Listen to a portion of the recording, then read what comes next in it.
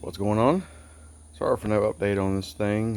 Wasn't my intention to leave anybody hanging, but this car's basically been sitting for the last year and a half. It just pissed me off.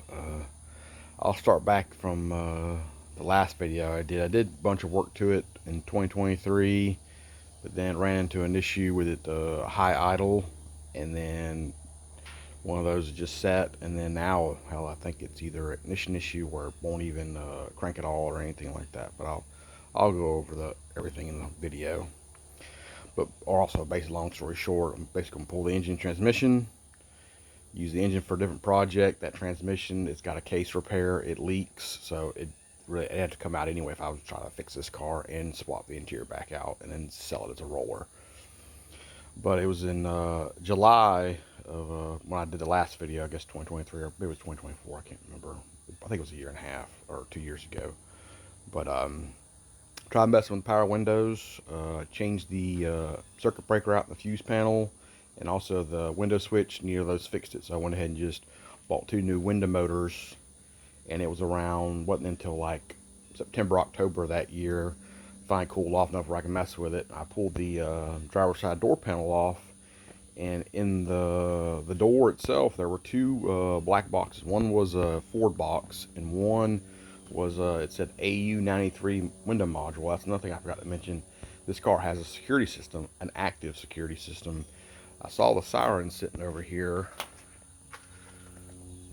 when I first got the car, because I thought, oh, it's probably disabled. Well, at one time the battery was dead. I went and hooked up a new battery, and its alarm started blaring. I'm like, okay, well, there wasn't no fob or anything to deactivate it, so I just turned the key over into the on position, then hooked the battery up, and it was fine. So I was like, okay, well, I got that figured out.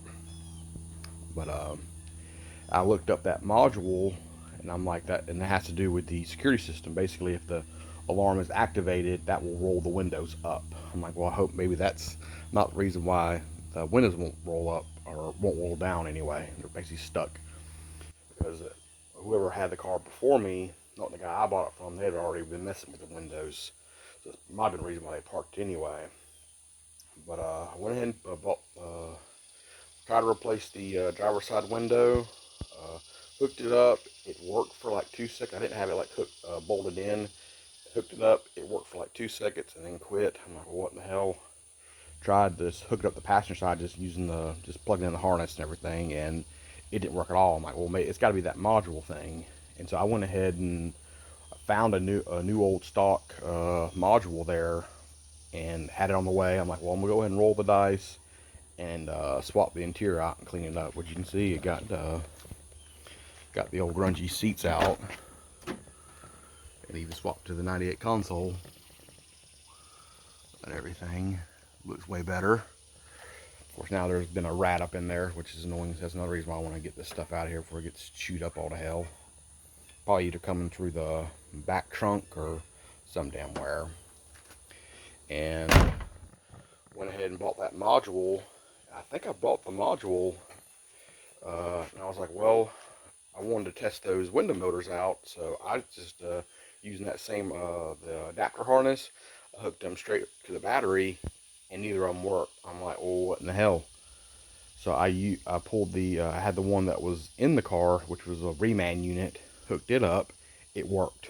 So the window motor, at least on the driver's side, was fine. Anyway, I hooked that module up and then put the old window motor back in it, and it rolled up and down. I'm like, well, there you go. You can see it rolls up, rolls down fine. But that leads into another thing later on. So I'm like, well, roll the window down, got the interior all done. So I'm like, we'll take it for a test drive. Took it out, and then it was running good. And on the way back, I was like, well, let me wind it out a little bit. I went easy first to second, but wound it up from like second to third, third to fourth. I was getting a driveline vibration on it. I'm like, well, I'd put a new U-joint, and it was the yoke itself on the drive shaft, but maybe it's out of balance or something. So I'm like, well, I got to deal with that. That's where things really also turned bad. Was I was easing up to a stop sign. It was idling high. It was like 1500 RPM. Like, well, either maybe the idler controller, throttle position sensor, I don't know. So got it home, started messing with that. I mean, I went back and forth on the throttle position sensor and the idle controller, either swapping for my red car. All that still didn't fix it. And it's another thing was after about 30 or 40 seconds, you'd be idling high about 1500 RPMs for initial. It would slowly raise up to about 2 grand, and that would be like it's like base idle.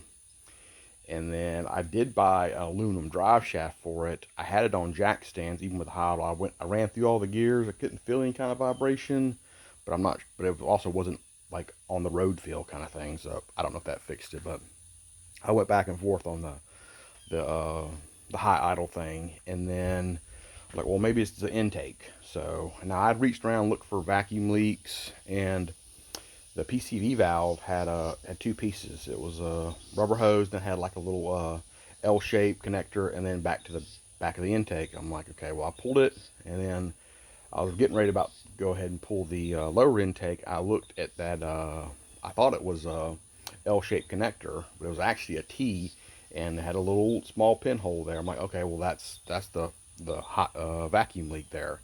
So I went ahead and just plugged everything back in, plugged that hole, hooked it all back up, cranked it up, and it was actually idling like it's supposed to at around 1,000. I'm like, well, it's fixed. Nope. After about 30, 40 seconds, it decided to start raising its idle back up. And I'm like, what in the hell? So I went ahead and even bought a new idle air controller, a new throttle position sensor. Still didn't fix it. And also, they also do that idle hang thing where you'd rev it up and it would just hang for a second and then finally go back down. And so I don't know if it's either like the lower intake itself had to be pulled and messed with, but it's one of those things where if I was to pull this intake, I would just sell the intake kind of thing. So, but I'm basically kind of over it. And also, I want to go ahead and get this thing pulled into the pole barn here to probably start taking it apart. Well, of course, I had to hook turn the key over before I hooked the battery up. So I did that. Hooked the battery up, everything primed, heard a fuel pump from, like, oh sweet, so this thing's gonna crank up. Went to crank it up, it turned over, and then after that, and like it would turn over, but wouldn't fire up. So turned the key back off, clicked it back on, and then nothing. It was just dead. Dead's doornail. Would not do anything else. So it's the way it is right now. I even tried just with no key in it, hooking up just the battery to it, see if the alarm would start blaring. Wouldn't do anything. So I think it's something to do with it, like the ignition switch or key cylinder or something like that. So, but basically, when I originally was looking at this car, the whole point of it was I was looking at it for parts first, but then like, oh, it's got a title and everything. Like, well, I could do a little bit of tinkering, be a nice little daily beater, and ended up not doing that. I couldn't drive it because of the way the idle was. So I'm basically just going to just use this engine for a different project. The transmission I can't really use unless I have to swap the case out, which may be something internally wrong with it because of the vibration. I think it might just be the drive. It might be the drive shaft, which I thought about maybe trying the drive shaft that was in it in another car and just to see. But that's basically what I'm going to end up doing. Just pulling and selling as a roller. Not going to park the car out completely, but just do it that way. I'd much rather just put my attention towards the red car there. But that's another thing. So I was taking parts off of it, and I need to get it cranked up. I put the parts back on it, fired up, no problem. I'm like, well, there you go. And I also got that. You see that A7 T-top sitting in the background. That's another one I need to really get on too.